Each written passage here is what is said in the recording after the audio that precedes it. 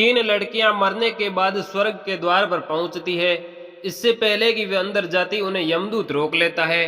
यमदूत उन्हें कहता है, अगर अंदर जाना है तो पहले तुम्हें मेरे एक सवाल का जवाब देना पड़ेगा।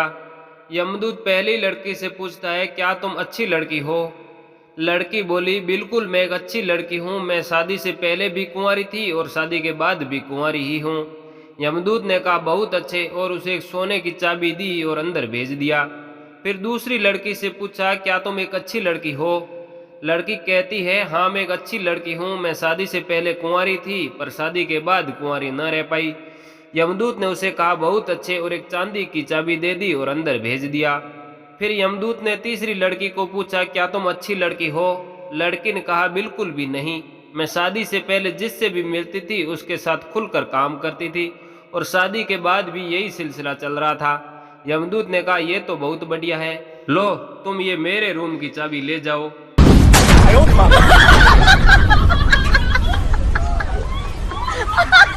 ऐसे ही मजेदार जोक्स देखने के लिए हमारे चैनल एनएम स्टूडियो को सब्सक्राइब करके नोटिफिकेशन को भी ऑल पर जरूर सेट कर दीजिए, ताकि आने वाले नए नए वीडियो की नोटिफिकेशन आपको मिलती रहे।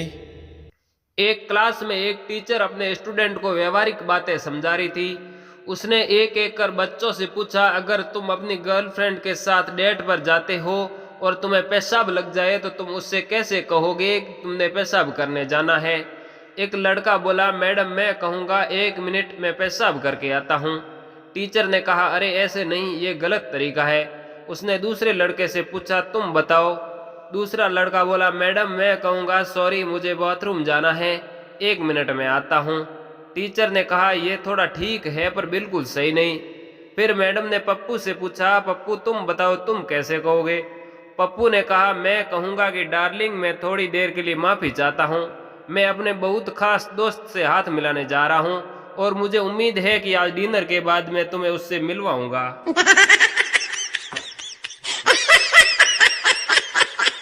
शादी के कुछ सालों बाद बंता और उसकी बीवी प्रीतो का झगड़ा काफी हद तक बढ़ गया था।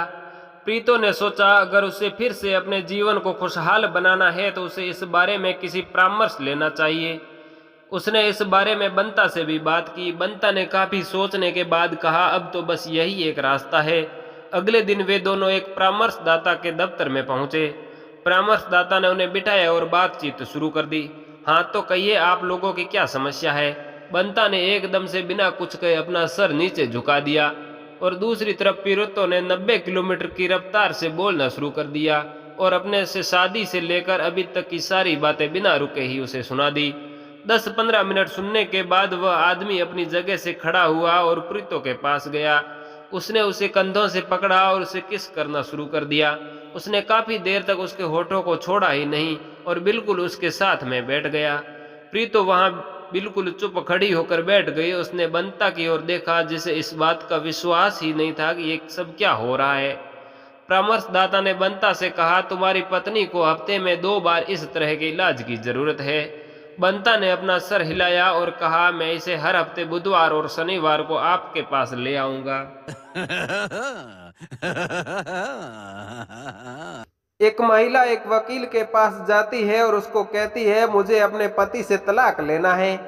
वकील उससे पूछता है, क्या तुम अब अपने पति को प्यार नहीं करती?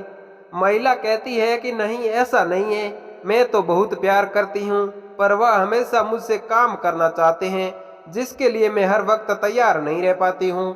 वकील ने उसे एक सुझाव दिया, तलाक लेने से बढ़िया है तुम ऐसा क्यों नहीं करती, जब भी तुम्हारा पति तुमसे काम करने को कहे तुम उससे कहो, मैं तुम्हें इसके लिए पैसों का भुगतान करना पड़ेगा। निराश महिला घर पहुंचती है और वकील द्वारा बताए गए सुझाव पर गौर करने के बारे में सोचती है। शाम को जब उसका पति घर पहुंचता है तो खाना खाने के बाद अपने बेडरूम में उसे दबोच लेता है और उस पर काम करने के लिए दबाव डालता है। तो महिला कहती है, देखो आज से तुम्हें अगर मुझसे काम करना है तो किचन में करने के 10 रुपये, ड्राइंग रूम में 20 रुपये और बेडरूम में करने के 50 रुपये का भुगतान करना पड़ेगा। उसका पति कहता है कि बेडरूम के 50 रुपये, और पत्नी अपने कपड़े उतारने लगती है। पति बोला, 1 मिनट ठहरो। उसका हाथ पकड़ता है और उसे खींचते हुए कहता है, इतने रुपए में तो किचन में मैं 5 बार कर लूंगा, चलो किचन में ही चलते हैं। Kala ko please add. दो लड़कियां रेलवे स्टेशन पर खड़ी थी।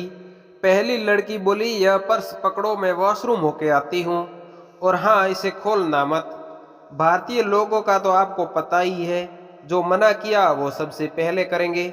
और दूसरी लड़की ने पर्स खोल कर देखा तो अंदर एक रबड़ का हथियार पड़ा था।